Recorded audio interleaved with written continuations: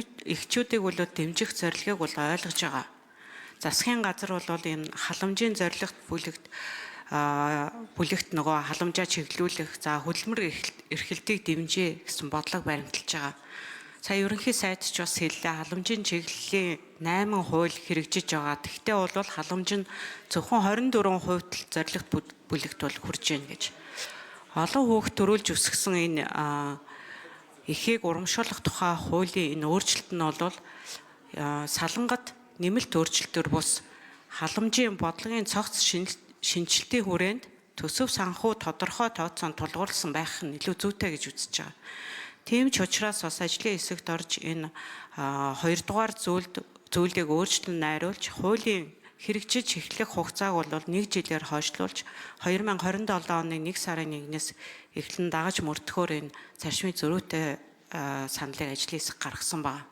За ер нь гэр бүл хөдөлмөр нийгэм хамгааллын яамнаас халамжийн тухай хуулийн шинжилсэн найруулдаг за мөн гэр бүлийг дэмжих хуулиар орж ирж байгаа. Тэгэхээр энэ бодлоготой бас уялдуулах ёстой гэж бодож байна. Энэ хуулийн төсөл сангийн яам бол дэмжээгүй санал ирсэн байгаа. Тэгэхээр энэ хуулийн хэрэгжиж эхэлснээр хэдэн иргэн шинээр ингээ хамрагдах юм бэ? За улсын төсөвт хэдэн хэмжээний нэмэлт зардал үүсэх юм бэ? Энэ дээр бас сангийн сайд хариулж өгнө. За ажлын хэсгийн гишүүн ажлын хэсэгт холбогдох албан тушаалтнуудаас хариуцлагагүй ажиллаад байна гэсэн асуудал ирж байна. Энэ дээр анхны хэлэлцүүлэг явж байгаа учраас ажлын хэсгээс хариулна. Тэгээ за хууль санагч хариулъя.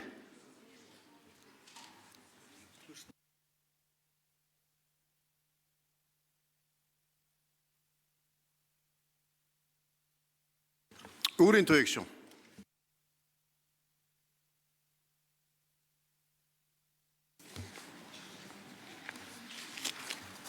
За их насан гишүүний асуултанд хариулъя. За хариулах шалтгаан санаачлагчийн хувьд хариулах шалтгаан бас байна. Энэ хуулийн хилцэх хэсэг өнгөрсөн жилийн хаврын чуулганаар орсон хилцэгдсэн. 2025 оны 5 сарын 23-нд буюу тухайн үеийн засгийн газраас хурлын тэмдэглэлээр санал ирсэн. Татгалцсан санал ирсэн. Татгалцсан санал ирсэн үндсэл нь олон хүүхэд төрүүлж өсгсөн гэдэг хуулийн үзэл баримтлалын өсгсөн гэдэг заалтыг хангаж байгаа эсэх нэртэйг нийцэж байгаа эсэх эргэлзээтэй байна гэдэг агуулгыг оруулж ирсэн. Олон хүүхэд төрүүлж өсгсөн эхийг урамшуулах тухай хуулийн үндсэн үзэл санаа хүүхэд төрүүлж өсгөх гэдэг асуудал юм а гэдэг талаас нь хандаж гаргасан. Өсгөх гэдэг ойлголтыг юу гэж авч үзэж байгаа юм бэ? Өсгөх гэдэг бол их хүүхдээ олоод 10 сард тээж байгаа нь өсгсөн биш юм уу? Нэг нас хүртэл 1 хоног дутуу байхад нь алдчихад тэр хугацааг нь өсгсөн гэж үзэхгүй мүү? Яг юунаас шалтгаалаад 0-1 наснда хүүхдүүд эндээд байна вэ гэдэг дээр бид бас судалж үзсэн юм а. Засгийн газраас татгалзсан санал ирсэн учраас. Судалгаагаар Монгол улсад яг энэ хууль хэрвээ хэрэгжих юм бол алдарт эхийн одон авах шинээр 27,100 ээж ба. 2 дугаар зэргийн одон 1 дугаар зэргийн одон болох 10,154 ээж ба. Энэ хүмүүсийн тухайн үед алдсан үр хүүхдийг хэддэх хүүхэд вэ гэдгийг хүртэл бид нар тодорхойлж бүртгэж чадахгүй байна. Ямар шалтгаанаар энтцсэн бэ, өнгөрцсөн бэ гэдгээс гаргаж чадахгүй байна.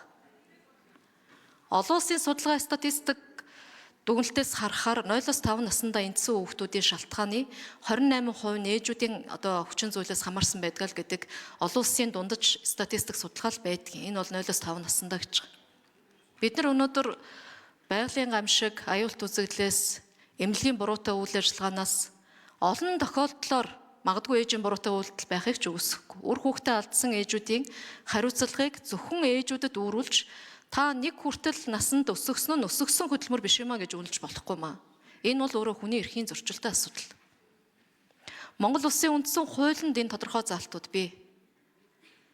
Тийм учраас энэ ээжүүдийг оруулж үзэх ёстой гэж үзэж байгаа. Нэгдүгürt би халамжийн зардал гэж бол үзэхгүй байна.